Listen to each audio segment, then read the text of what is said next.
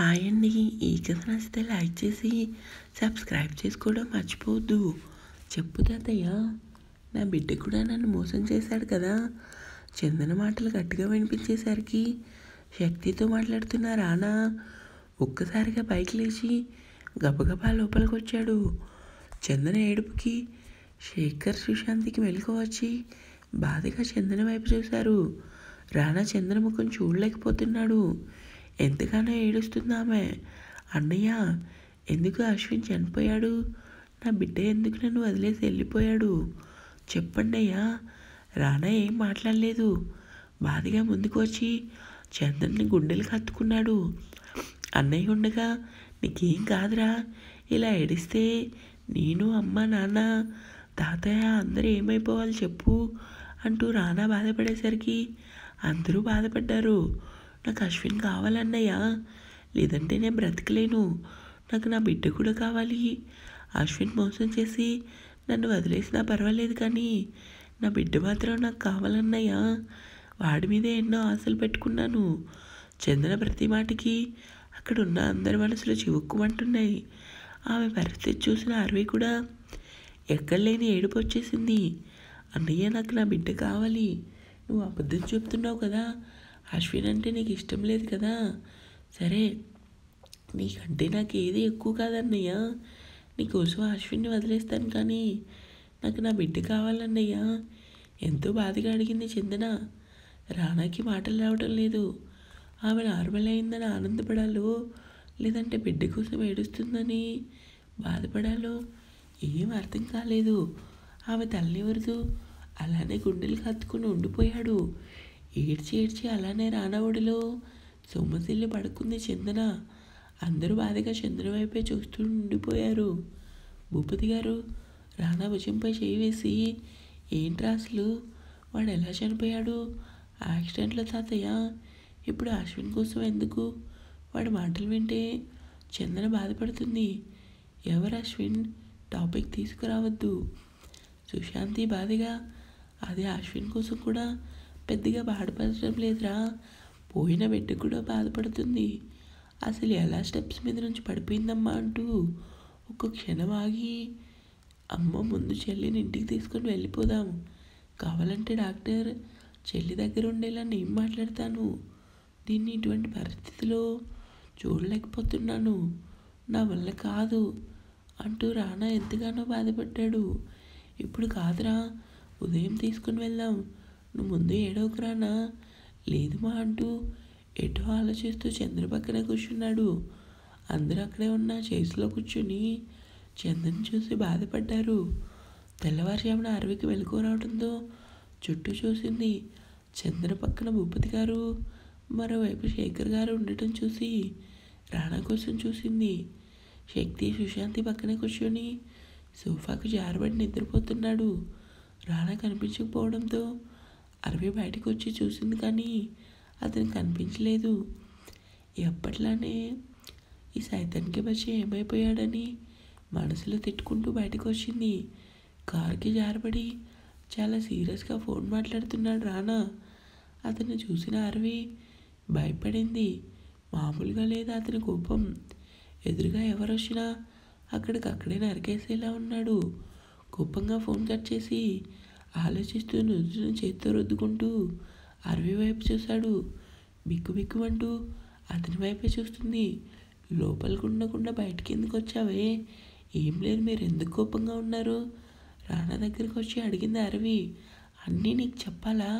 మూసుకుని కారెక్కు అంటూ serious look ఇచ్చి కారెక్కాడు. అరవి మరుమాట మాట్లాడకుండా కారు ఎక్కింది. కారు స్పీడ్గా డ్రైవ్ చేస్తున్నాడు రానా.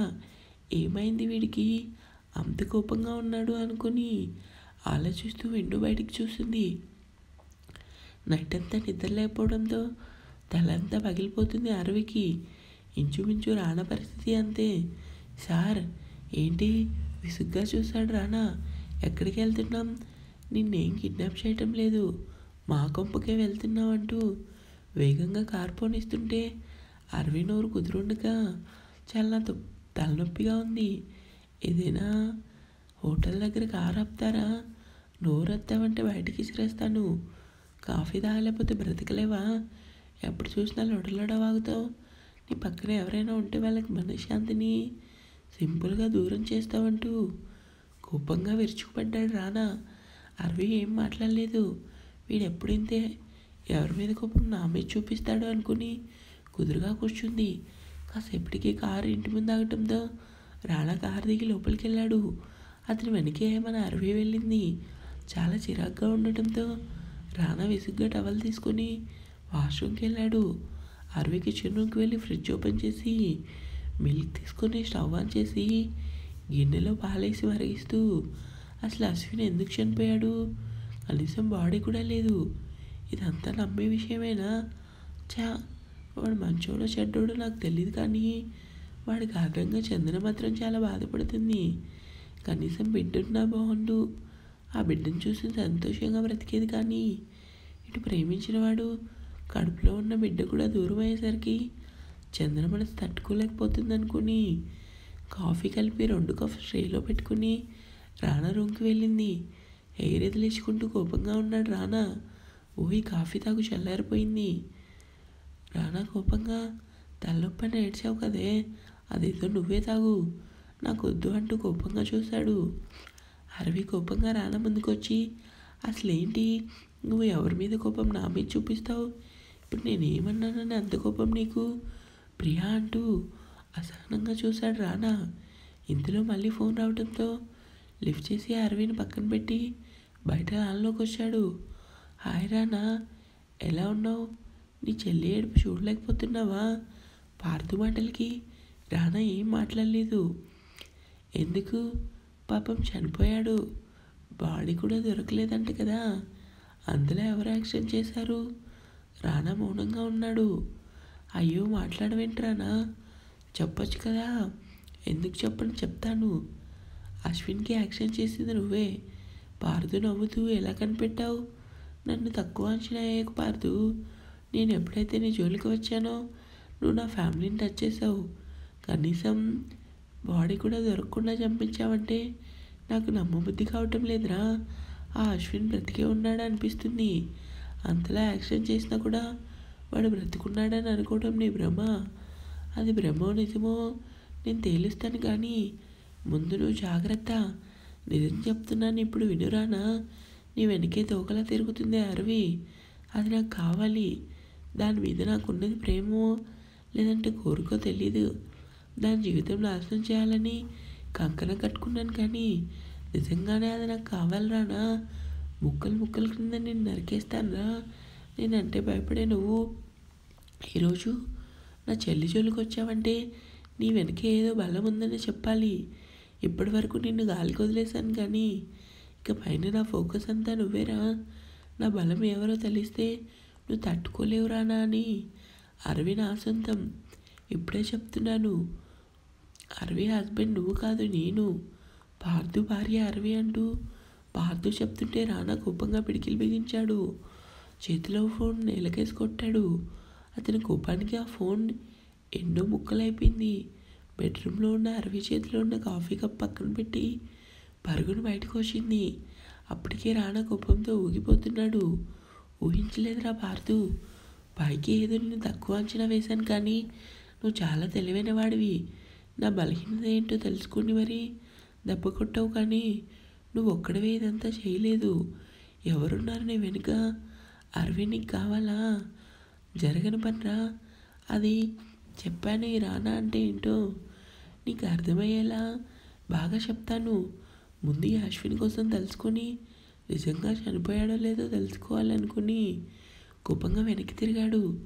అప్పటికే అరవి రానా కింద కూర్చొని ముక్కలుగా అయిన ఫోన్ చేతిలోకి తీసుకొని, పిచ్చిగానే పట్టిందా? ఫోన్ ఎందుకు ముక్కలు చేసావు? ఎప్పుడు చూసినా ఖర్చు లేకుండా వచ్చేస్తుంది నీ కోపం అంటూ బైక్ లేచి రానా వైపు చూసింది. అప్పటికే ఆమె వైపు కోపంగా చూస్తున్నాడు. ఎందుకు అలా చూస్తున్నావు?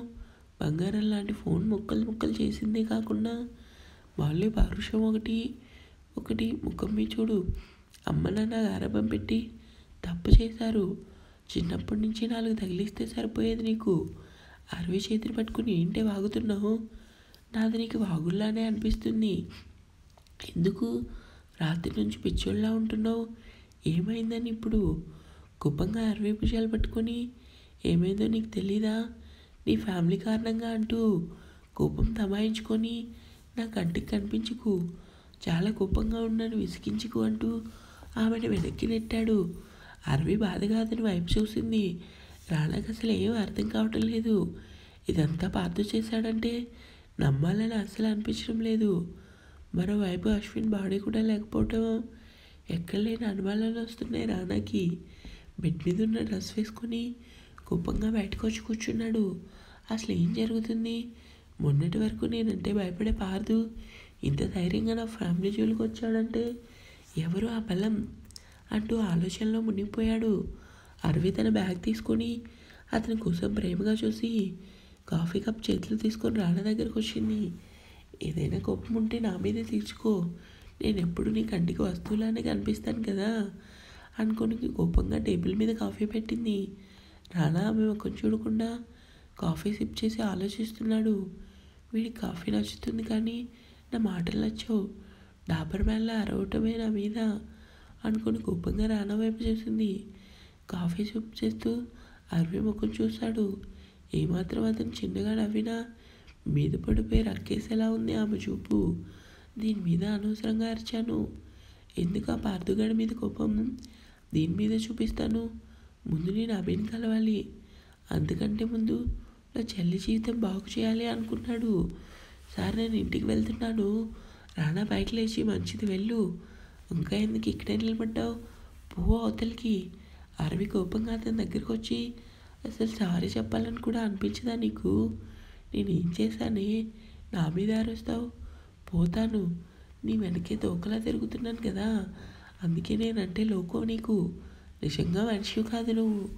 పైకి ఎప్పుడు నవ్వుతూ కనిపిస్తావు కానీ నిజంగా నీ కోపంతో నన్ను ఏదో ఒకరోజు చంపినా చంపేస్తావు. నోరు లేస్తుంది నీకు అంటూ ఆమె దగ్గర తీసుకుని ఎంతో లాలనగా పద డ్రాప్ చేస్తాను. వద్దు, ఏం అవసరం లేదు. అసలు ఈరోజు నేను మీ ఇంటికే రాను. నువ్వు ఎలా ఉంటే నాకెందుకు? నీ పియ్యగా పెట్టుకుని నన్ను చెడు కూడా అనుకుంటున్నావు. అది కాదే అంటూ ఆమె తల్లెవరదు. ఏదో టెన్షన్లో నీ మీద అరిచాను, అంతేకాని నీ మీద కోపం అస్సలు లేదు. ఆపుంక నువ్వు నన్ను ఏం బ్రతిమాడాల్సిన పని లేదు అంటూ కోపంగా చూసి ఏడుస్తూ బయటికి వెళ్తుంటే రానా కోపంగా చూశాడు.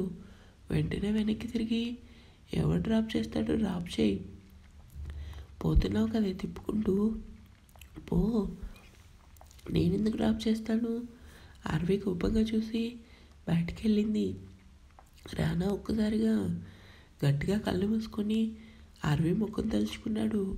అప్పటి వరకు ఉన్న కోపం చిరాకపోయి కాస్త ప్రశాంతంగా అనిపించి వెంటనే బయటకు వచ్చాడు. కోపంగా ముందుకు నడుస్తుంది అరవి. ఇది నిజంగానే మెంటల్ది, డ్రాప్ చేయనన్నానని నడిచి వెళ్ళిపోతుంది అంటూ రానా వెంటనే కార్ స్టార్ట్ చేసి ముందుకు పోనిచ్చాడు. అరవి ఏమాత్రం పట్టించుకోకుండా ముందుకు వెళ్తుంటే ఆమె పక్కనే స్లోగా డ్రైవ్ చేస్తూ మూసుకొని కార్ ఎక్కు, లేదంటే నాకు కోపం వస్తుంది. నేను ఇంటి దగ్గర డ్రాప్ చేసి నేను హాస్పిటల్కి వెళ్ళాలి, టైం లేదు నాకు. అరవి ఇంకా బెట్ చేయలేదు. హాస్పిటల్ అనగానే చంద్ర గుర్తొచ్చి కాముగా కారుకి మొహం పక్కకు పెట్టుకొని బయటకు చూస్తూ బాగా తలనొప్పిగా ఉండటంతో సీట్ వెనక్కి తలని వాల్చి నిద్రలోకి జారుకుంది. డ్రైవ్ చేస్తున్న రానా అరవి ఏం మాట్లాడకుండా ఉండేసరికి ఆమె వైపుకు తిరిగాడు. ఎంతో ప్రశాంతంగా ఆమె ముఖంపై పడిన కురుల్ని వెనక్కి నెట్టి ఆమె చెంపపై చేయి వేసి ఐఎమ్ సారీ ప్రియా, చాలా అరుస్తున్నాను నీ మీద, నన్ను క్షమించు అనుకొని ఆమె మొహం చూసి కారు వేగం పెంచాడు.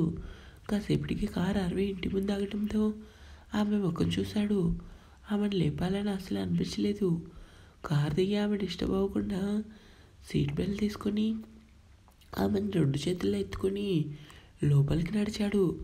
కాలింగ్ బెల్ కొట్టగానే సంధ్య వచ్చి డోర్ ఓపెన్ చేసింది.